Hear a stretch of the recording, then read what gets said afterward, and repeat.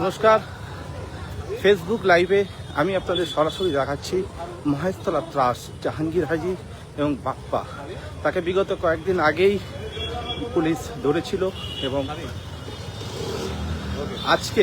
আজকে তাকে এলাকায় জাহাঙ্গীর হাজি এবং শেখ বাপ্পাকে মহেশতলা পুলিশ কেন্দ্রীয় বাহিনী নিয়ে এলাকা পরিদর্শন করছে।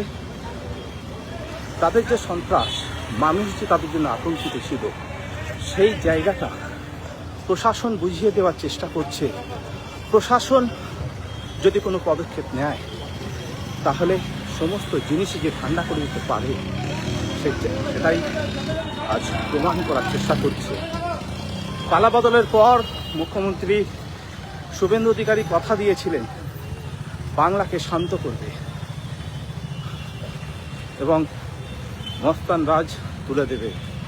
সেটাই প্রতিটা অক্ষরে পালন করছে, সেটা দেখিয়ে দিচ্ছে।